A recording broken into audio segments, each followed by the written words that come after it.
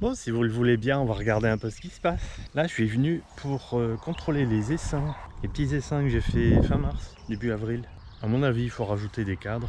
Elles sont en train de rentrer du pollen. On va voir ça ensemble.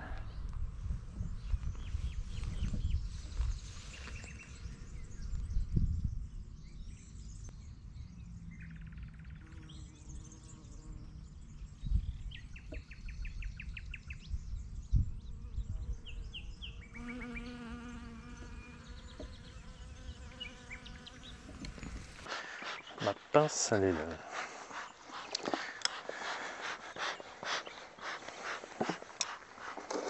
Alors, depuis ce temps, qu'est-ce que vous me racontez? Je parle à qui? Aux abeilles? Non, à vous aussi. Alors, qu'est-ce que vous me dites? Depuis tout ce temps, votre saison hivernale s'est bien passée? Moi, ça va, c'est mieux que l'an dernier. Donc on peut voir déjà qu'elles sont belles, magnifiques. Après il y en a qui sont moins belles, j'ai vu par rapport au poids, selon comment je les ai composées, avec des cadres de réserve plus ou moins importants, il y en a qui étaient un peu justes. Celle-là ça va. À la base je les ai fait sur un cadre de couvain ouvert, un cadre de couvain fermé et un cadre de réserve plus ou moins rempli. Il y en a, je sais, ils étaient quasi pas remplis. Et j'ai introduit les premières reines fécondées que j'ai fait cette saison, là, cette année, toujours avec un petit peu de protéines. Et oui, c'est les tout premiers essaims de l'année. Et heureusement que je les ai faits parce que depuis, j'en ai pas refait du tout. Malheureusement, la météo était très difficile ces 2-3 dernières semaines.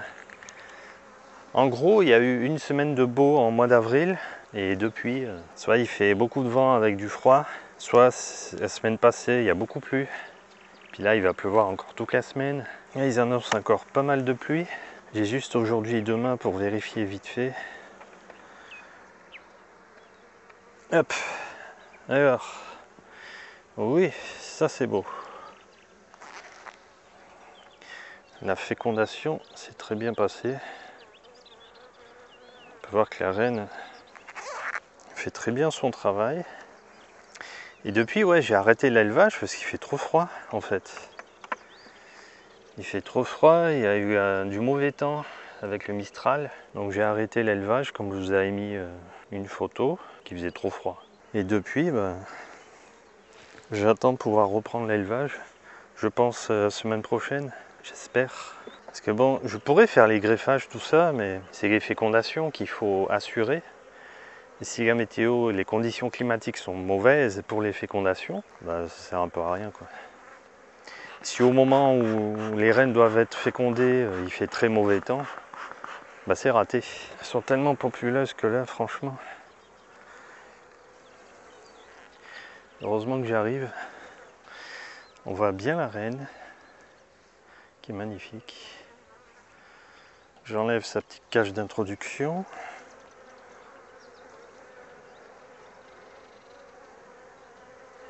Sur celle-ci, je vais rajouter 2 cadres, parce qu'elle est vraiment belle. De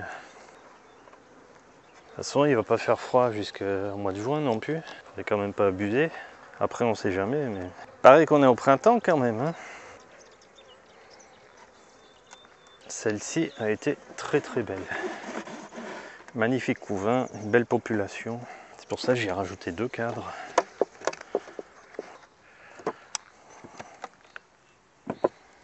Voilà. Donc là, elles sont normales.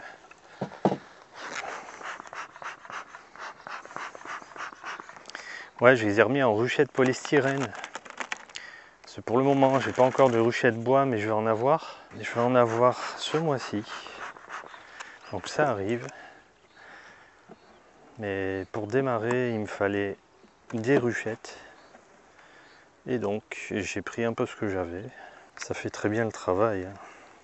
C'est surtout pendant l'hivernage ici que ça cause problème avec les blaireaux et les sangliers. En saison où les animaux ont à manger dans la forêt, ils ne viennent pas s'attaquer aux colonies. Oh, c'est vraiment superbe. Je fais un peu aller mon enfumoir parce qu'il en peut plus et il marche plus très bien. Et pour pas qu'il s'éteigne, je suis obligé de pomper régulièrement. La première était vraiment pas jolie, et les deux là, magnifiques. Hein. J'ai bien fait de les laisser un peu à l'étroit, un peu serré, parce que j'aime bien. Après, il y a beaucoup d'abeilles. Bon, je ne vais pas sortir tous les cadres.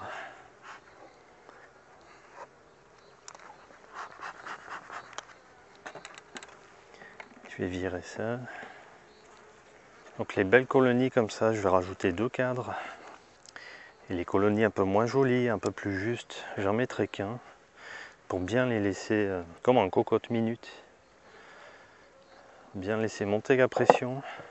Ça, elles seront plus jolies. Je vais juste fermer comme ça parce que je vais mettre le sirop en partant. En partant tout à l'heure du rucher, je leur mettrai un peu de sirop. Surtout à celles qui ont besoin. Celle-là, elle est jolie aussi. Apparemment. Vous voyez, j'avais laissé un pain de protéines pour les aider. Toujours ça, la composition des essaims.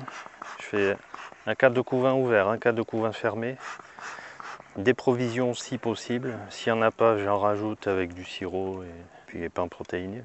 Après, elles se font. Hein. Vous voyez, on peut voir déjà qu'il y a beaucoup de pollen sur les parties hautes. Enfin, les parties basses, parce que le cadre est dans ce sens. Donc là, il y a du nectar. Et de l'autre côté, il y a nectar et pollen. Pollen de cyste, principalement. Il est magnifique et bien orange. Parce qu'il y a beaucoup de fleurs de cyste en ce moment. Et là, il y a des œufs frais et des larves. Et du coup, ça, c'était un cadre où il y avait encore des réserves que j'avais stockées. Je les stocke simplement en fût. Hein. Ceux qui ont des grosses réserves de nourriture. Les cadres secs, on les passe un coup au congélateur et ensuite, on peut les stocker aussi en fût ou sur des racks spéciales.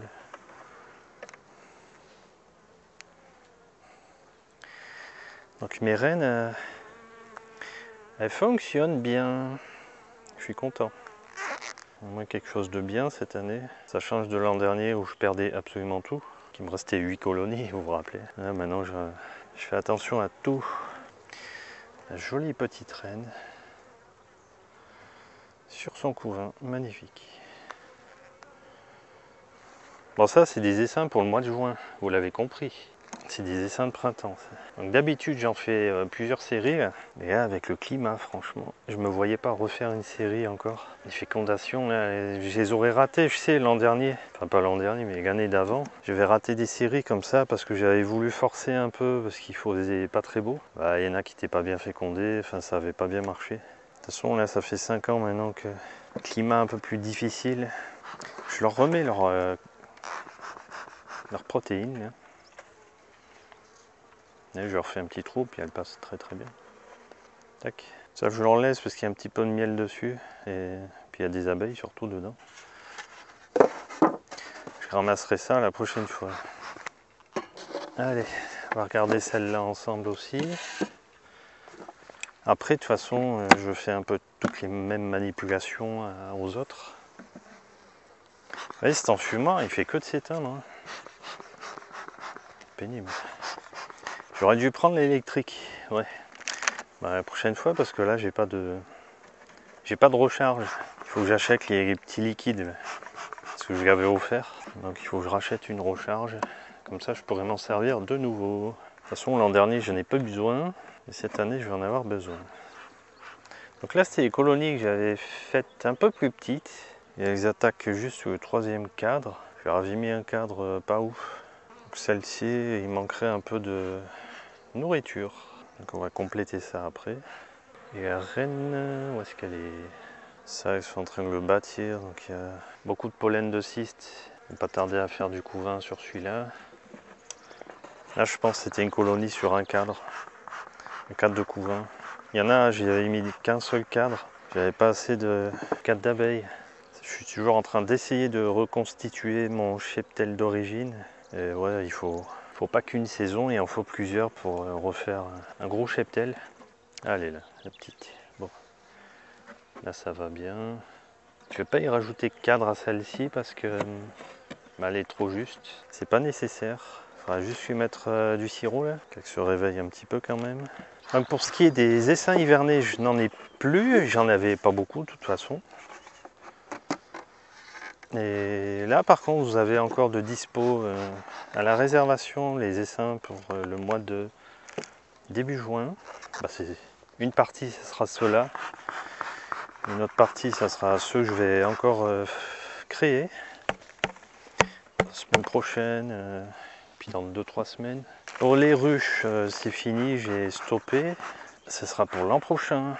Si vous avez besoin de belles partitions, disponibles sur mon site internet www.lerucherpeli.fr. Elles l'apprécient. Elles apprécient beaucoup mes partitions. Et vous savez pourquoi, je vais vous le dire tout de suite. Ça leur permet de faire du couvain jusqu'en bas, des deux côtés. Côté partition aussi. Parce que la partition sert, elle réfléchit, elle renvoie la chaleur de la colonie. C'est pour ça qu'il y a du couvain même de partout, jusqu'en bas. Ça leur permet de bien contenir la chaleur pour l'élevage des larves et du couvain. Par rapport à une partition en bois, c'est beaucoup plus efficace, les partitions que je fabrique. Et puis surtout, ça permet d'avoir du beau couvain jusqu'en bas du cadre. C'est beaucoup plus dynamique et performant. Et les abeilles aussi, ça leur permet d'avoir un très bon confort. Alors sur celle-ci, je vais mettre 2 cadres. Je vais en profiter pour aller chercher et en même temps, je vais pomper mon enfumoir. Allez, un petit cadre à bâtir. Vous êtes belle, c'est très bien. Je suis content de voir des essaims comme ça. Ça fait vraiment du bien. Ça change de... Je me répète, je sais, mais ça change de l'an dernier où c'était vraiment catastrophique ici. J'avais perdu sur ce rucher 100%. Et là, de voir enfin des beaux essaims, là, ça fait du bien au moral de voir des belles colonies comme ça. Heureusement que malgré les conditions climatiques, elles arrivent à faire leur petite vie. Mais heureusement pour elles que je leur avais mis un pain protéiné parce que ça aurait été compliqué sinon. Sortir sous la pluie, elles n'aiment pas ça.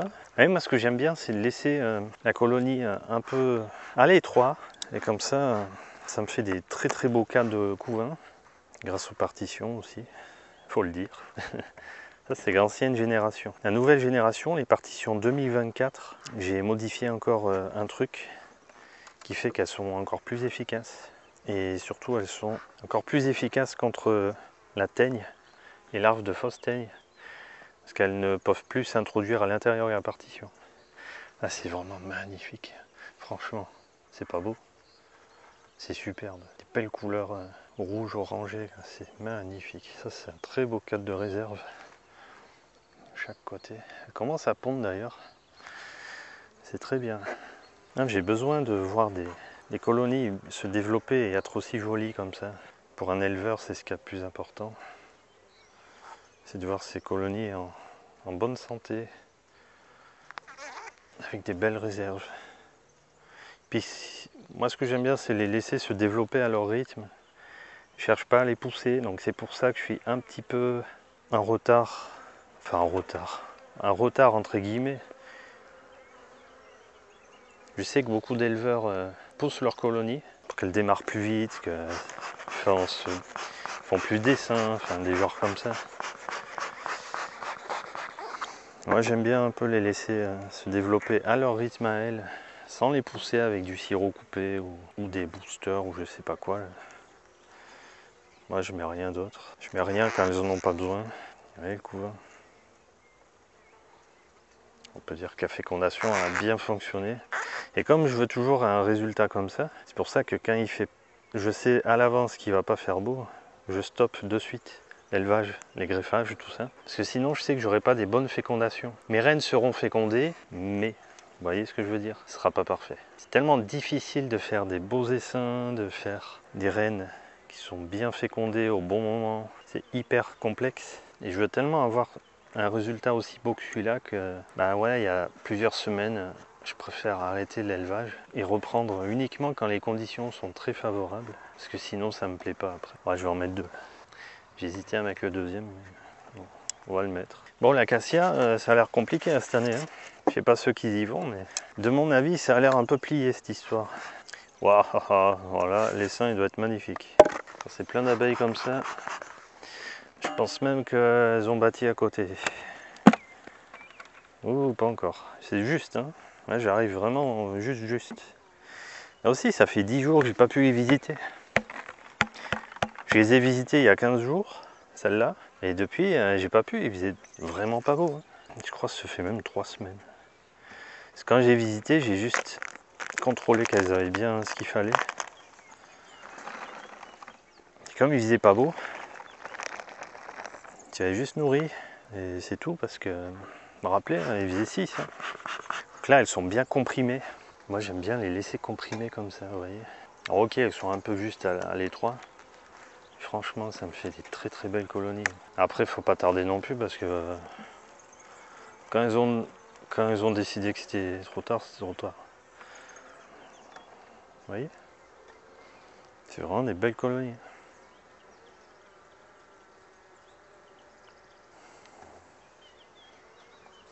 Qu'il est lourd.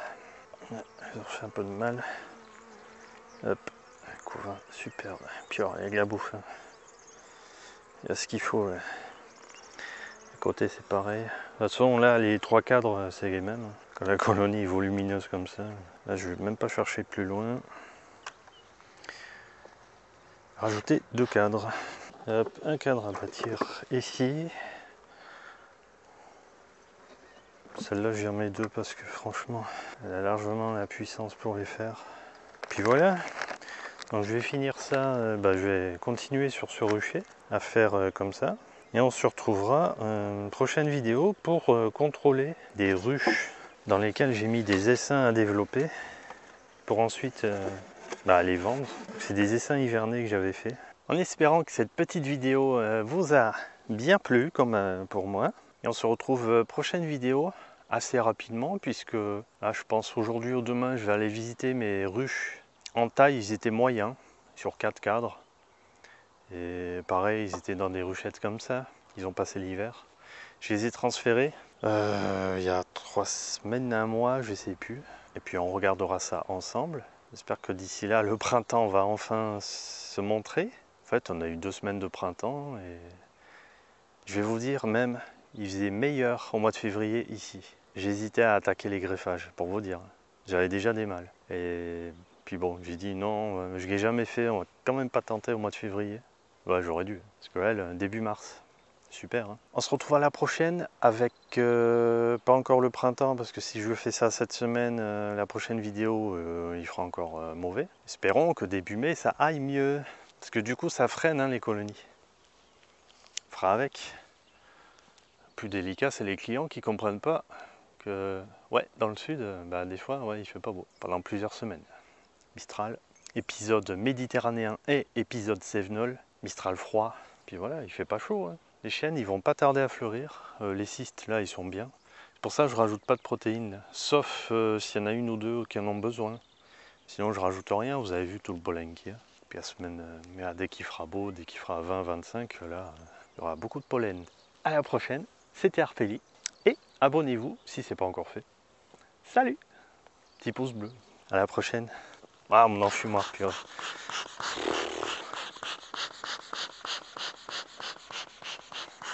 Alors, est-ce que je change que le soufflet? Bah ouais, je vois pas pourquoi l'inox il aurait bougé. Peut-être acheter juste un soufflet. Allez, à la prochaine.